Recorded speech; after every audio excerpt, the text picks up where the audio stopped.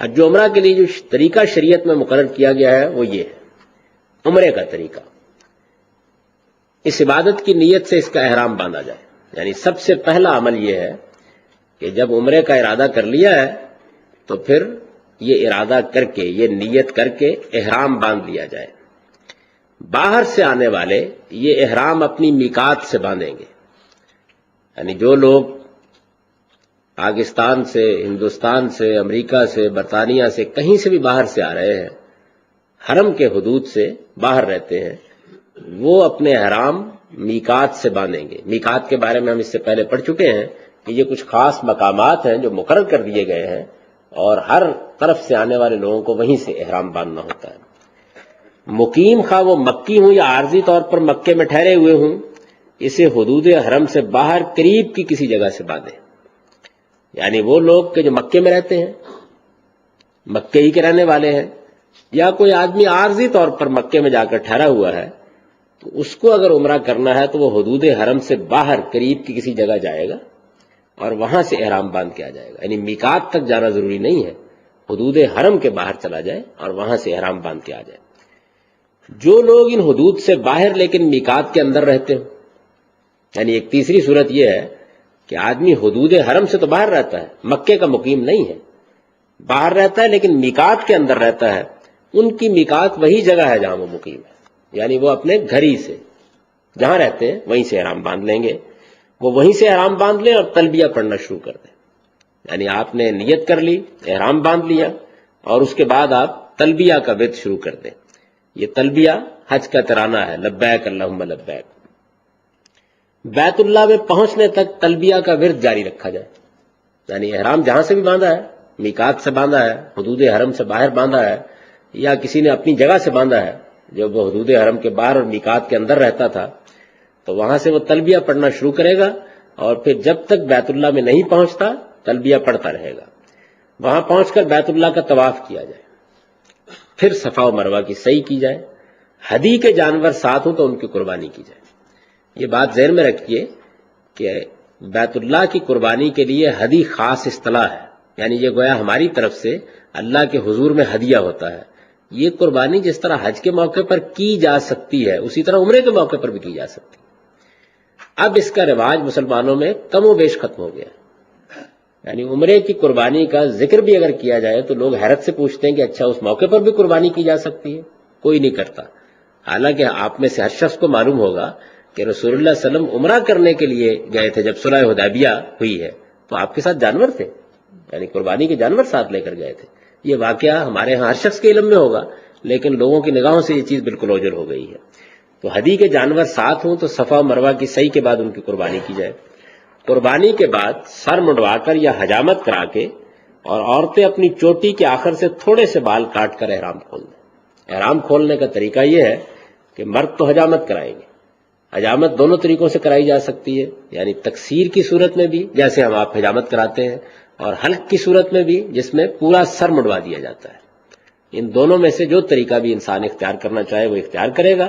عورتوں کے لیے البتہ یہ ضروری نہیں ہے، وہ اپنی چوٹی کے تھوڑے سے بال کاٹ لیں گی، بس اس کے بعد وہ اپنا احرام کھول سکتی ہیں۔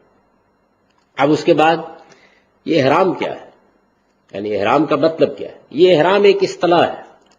اس کے معنی یہ ہے کہ جب آپ نے احرام باندھ لیا تو اب وہ شہوت کی کوئی بات نہیں کریں گے، زیب و زینت کی کوئی چیز مثلا خوشبو وغیرہ استعمال نہیں کریں گے، ناخن نہیں تراشیں گے، نہ جسم کے کسی حصے کے بال اتاریں گے، نہ میل کچیل دور کریں گے، یہاں تک کہ اپنے بدن کی جوئیں بھی نہیں ماریں گے، شکار نہیں کریں گے، سلے ہوئے کپڑے نہیں پہنیں گے، اپنا سر، چہرہ اور پاؤں کے اوپر کا حصہ کھلا رکھیں گے، اور ایک چادر تہمت کے طور پر باندھ لیں گے اور ایک اوڑھ لیں گے۔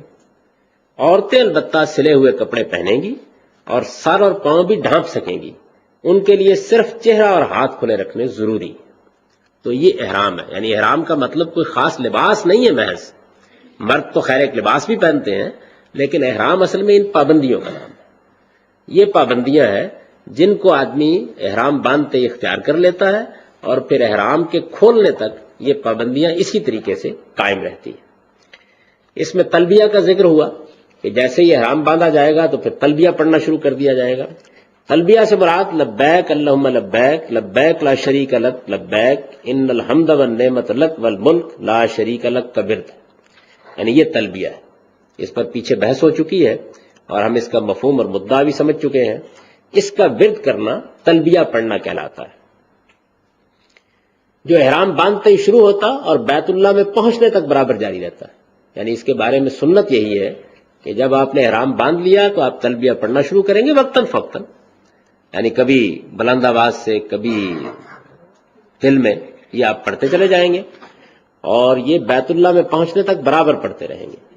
حج و عمرہ کے لیے تنہا یہی ذکر ہے جو اللہ تعالیٰ نے مقرر فرمایا ہے، یعنی جس طرح کے نماز کے اذکار ہیں اس میں ہم سورہ فاتحہ پڑھتے ہیں، قرآن ملاتے ہیں، اسی طریقے سے حج اور عمرہ کے لیے یہی ایک ذکر ہے جو مقرر کیا گیا ہے۔ اس کے علاوہ باقی جو عام طور پر دعائیں لوگ بیان کرتے ہیں یا بہت سی اور اس طرح کی چیزیں بیان کرتے ہیں، وہ لوگوں کی ایجاد ہے۔ تلبیہ ہی وہ ذکر ہے جو حج کے لیے یا عمرے کے لیے اللہ تعالیٰ نے مقرر فرمایا ہے، وہ یا باقی سب اعمال ہیں جو انجام دیے جاتے ہیں، ذکر صرف ایک ہی ہے۔ طواف ان 7 پھیروں کو کہتے ہیں جو ہر طرح کی نجاست سے پاک ہو کر بیت اللہ کے گرد لگائے جاتے ہیں۔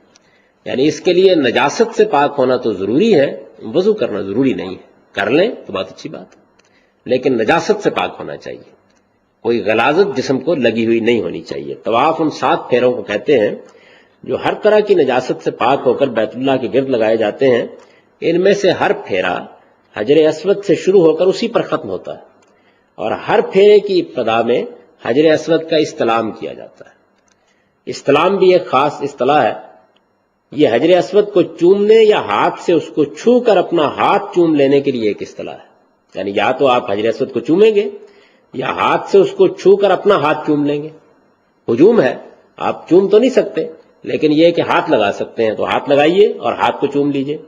ہجوم کی صورت میں ہاتھ سے یا ہاتھ کی چھڑی سے یا اس طرح کی کسی دوسری چیز سے اشارہ کر دینا بھی اس کے لیے کافی سمجھا جاتا ہے، یعنی گویا استلام کی یہ صورتیں ہیں، یا تو حجر اسود کو چوم کر تجدید عہد کی جائے گی، یا ہاتھ لگا کر ہاتھ کو چوم لیا جائے گا، یا ہاتھ کا اشارہ کر دیا جائے گا ہجوم کی وجہ سے، یا کوئی چھڑی ہاتھ میں ہے، نیزہ ہاتھ میں ہے تو اس سے آپ اس کی جانب اشارہ کر دیں۔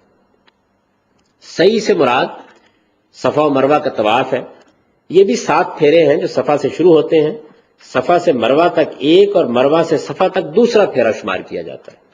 ان میں سے آخری پھیرا مروہ پر ختم ہوتا ہے، یعنی اس میں یہ نہیں ہوتا کہ آپ صفا سے جا کر پھر صفا پر واپس آئیں گے جیسے بیت اللہ کے طواف میں ہوتا ہے تب ایک پھیرا ہوگا، بلکہ آپ صفا سے مروہ تک جاتے ہیں تو ایک پھیرا مکمل ہو جاتا ہے، واپس آتے ہیں تو یہ دوسرا ہو جاتا ہے، تو آخری پھیرا مروہ پر ختم ہوتا ہے۔ ان کی اصل حقیقت کیا ہے، یہ علامتیں کس چیز کی نمائندگی کرتے ہیں، یہ ہم اس سے پیچھے زیر بحث لا چکے ہیں، یہاں صرف اس کی نوعیت بیان کرنا مقصود ہے۔ قربانی کی طرح صفا و مروہ کی یہ سعی بھی بطور تطوع کی جاتی ہے۔ عام طور پر تو ہمارے فقہا یہی کہتے ہیں کہ صفا و مروہ کی سعی لازم ہے، رکن ہے، عمرہ اس کے بغیر ادا نہیں ہوتا، لیکن قرآن مجید سے یہ بات بالکل واضح ہو جاتی ہے، اور رسول اللہ صلی اللہ علیہ وسلم کے اپنے عمل سے بھی، کہ یہ سعی خواہ حج میں ہو خواہ عمرے میں یہ تطوع ہے، نفل ہے۔ یعنی اگر آپ نے مثال کے طور پر احرام باندھا، آپ نے جا کر بیت اللہ کا طواف کیا، اس کے بعد آپ نے سر منڈوا دیا تو عمرہ ہو گیا۔ قربانی اور سعی دونوں نفل ہیں، اگر آپ کریں گے اجر ملے گا، اور آپ کا عمرہ گویا یوں سمجھ لیجئے کہ اور زیادہ باعث رحمت ہوگا آپ کے لیے۔ لیکن اگر آپ نے یہ نہیں کیا اور محض طواف کر کے آپ نے سر منڈوا دیا، احرام کھول دیا، تو عمرہ ہو گیا۔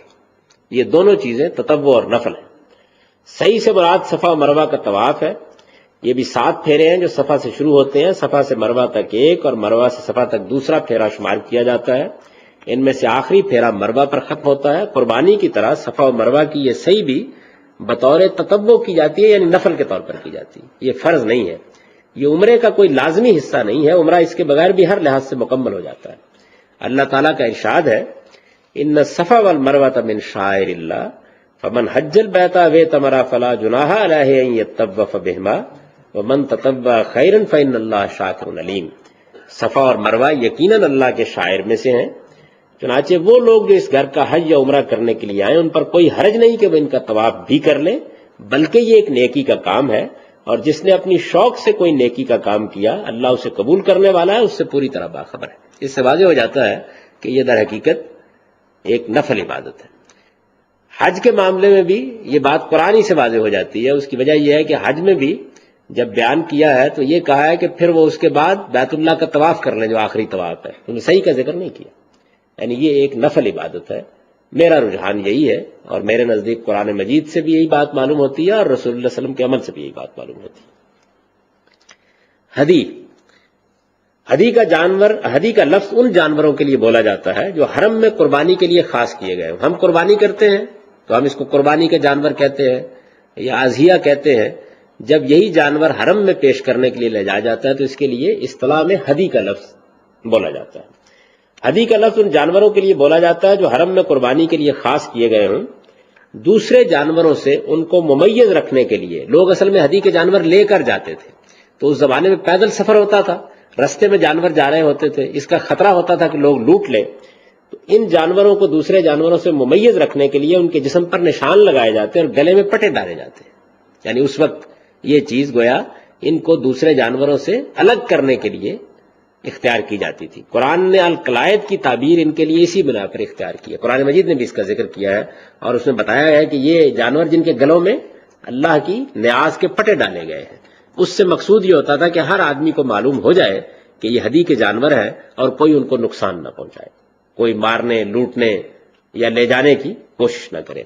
تو اس کے لیے دو طریقے اختیار کیے جاتے تھے، ایک تو یہ کہ پرانی جوتیاں لے کے ان کا گلے میں ہاتھ ڈال دیا جاتا تھا، یہ پرانا عرب کا طریقہ تھا اور حضور نے بھی اسی طریقے کو اختیار کیا، یا اور اس طرح کی کوئی علامت ان کے گلے میں لٹکا دی جاتی تھی۔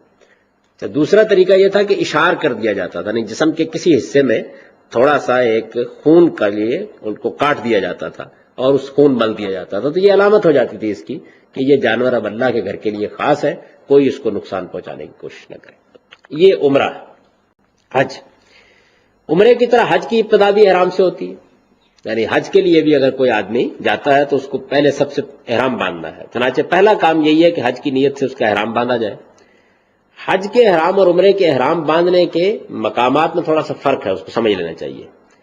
باہر سے آنے والے یہ احرام اپنی میقات سے باندھیں، یہ تو عمرے میں بھی یہی ہے، جو آدمی باہر سے آئے گا وہ میقات سے احرام باندھے گا۔ مقیم خواہ وہ مکی ہوں یا عارضی طور پر مکے میں ٹھہرے ہوئے ہوں یا حدود حرم سے باہر لیکن میقات کے اندر رہتے ہوں، ان کی میقات وہی جگہ ہے جہاں وہ مقیم ہے۔ عمرے میں تو باہر جانا ہوتا ہے، یہاں یہ ضرورت نہیں ہے۔ حج کے لیے خواہ آپ مقیم ہیں، خواہ عارضی طور پر مکے میں ٹھہرے ہوئے ہیں، حدود حرم سے باہر رہتے ہیں لیکن میقات کے اندر ہیں، تو پھر میقات وہی جگہ ہے جہاں وہ مقیم ہے، وہ وہیں سے احرام باندھ لیں اور تلبیہ پڑھنا شروع کر دیں۔ آپ جس قیامگاہ میں ہیں وہاں سے شروع کر سکتے ہیں، جس کھیت میں بیٹھے ہوئے وہاں سے شروع کر سکتے ہیں۔ اگر آپ میقات کے اندر ہیں تو پھر آپ کے لیے وہی جگہ آپ کی میقات ہے، وہاں سے آپ احرام باندھ کے حج کے لیے روانہ ہو جائیں گے۔ 8 ذو الحج کو منا کے لیے روانہ ہوں اور وہاں قیام کریں، یعنی گویا احرام باندھنے کے بعد دوسرا کام یہ ہے کہ 8 ذو الحج کو، اس کے لیے اب ظاہر ہے کہ تاریخ بھی مقرر ہے، منا کے لیے روانہ ہوں گے، وہاں قیام کریں۔ 9 ذو الحج کی صبح عرفات کے لیے روانہ، یعنی وہاں قیام کرنا ہے اور کچھ نہیں کرنا۔ 9 ذو الحج کی صبح عرفات کے لیے روانہ ہوں، وہاں پہنچ کر امام ظہر کی نماز سے پہلے حج کا خطبہ دے، پھر ظہر اور عصر کی نماز جمع اور قصر کر کے پڑھی جائے، یعنی اس میں سنت یہی ہے کہ نماز جمع بھی کی جائے گی، قصر بھی کی جائے گی۔ اس کی وجہ کیا ہے؟ یہ ہم اس کی حقیقت پر گفتگو کرتے ہوئے واضح کر چکے ہیں کہ چونکہ جہاد کو سمبلائز کیا گیا ہے تو اس وجہ سے اس کے تمام احکام بھی اسی طرح علامتی طور پر اختیار کیے جاتے ہیں۔ نماز سے فارغ ہو کر جتنی دیر کے لیے ممکن ہو اللہ تعالیٰ کے حضور میں تسبیح و تحمید، تکبیر و تحلیل اور دعا و مناجات کی جائے، یہ وقوف ہے، یعنی آپ کو 2 گھڑی کی مہلت ملی ہے، آپ زیادہ دیر تک ٹھہر سکتے ہیں۔ رسول اللہ صلی اللہ علیہ وسلم کے بارے میں آگے ہم دیکھیں گے کہ آپ نے کم و بیش نماز کے بعد سے لے کر مغرب تک وقوف فرمایا، کھڑے رہے۔ اور ایک تو یہ ہے کہ آدمی نے کوئی نظر مانی ہوئی ہے قربانی کی تو وہ کرے گا، لازماً پھر وہ قربانی کرنا ہوگی۔ کفارے کی قربانی ہے، یہ آگے بیان ہو جائے گا کہ کفارہ کس صورت میں ہوتا ہے، وہ قربانی کی جائے گی۔ اور اگر اس نے ہدی کے جانور ساتھ لیے ہوئے ہیں جو نفل عبادت ہے تو اس کو وہ قربان کرے گا، تو قربانی ہوگی۔ پھر مرد سر منڈوا کر یا حجامت کرا کے، اور عورتیں اپنی چوٹی کے آخر سے تھوڑے سے بال کاٹ کر احرام کا لباس اتار دیں، پھر بیت اللہ پہنچ کر اس کا طواف کیا جائے۔ احرام کی تمام پابندیاں اس کے ساتھ ہی ختم ہو جائیں گی، یعنی لباس تو آپ اتار دیں گے لیکن احرام کی باقی پابندیاں اس وقت ختم ہوں گی جب بیت اللہ کا طواف بھی کر لیا جائے گا. اس کے بعد اگر ارادہ ہو تو بطور تطوع صفا و مروہ کی سعی بھی کر لی.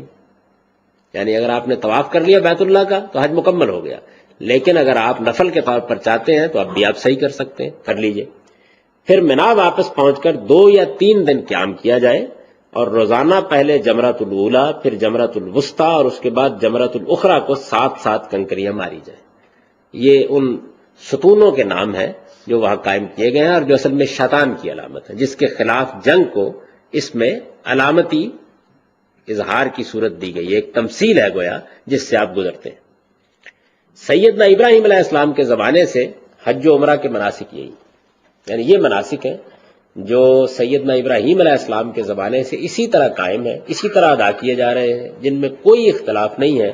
یہ ایک سنت کے طور پر اسی طرح ادا ہوتے ہیں. رسول اللہ صلی اللہ علیہ وسلم نے نبوت سے پہلے بھی حج اسی طریقے کے مطابق کیا تھا، بعد میں بھی اسی طرح سے جاری رکھا گیا. قرآن مجید نے ان میں کوئی تبدیلی نہیں کی، صرف اتنا کیا ہے کہ ان سے متعلق بعض فقہی مسائل کی توضیح فرما دی. یعنی ظاہر بات ہے کہ ہر عمل کے لیے کچھ نہ کچھ سوالات پیدا ہو جایا کرتے ہیں، تو ان میں جو سوالات پیدا ہوئے ہیں وہ قرآن مجید نے واضح کیے ہیں. اصل مناسک ویسے کے ویسے ہی ہیں جیسے کہ سیدنا ابراہیم علیہ السلام کے زمانے سے چلے آ رہے ہیں.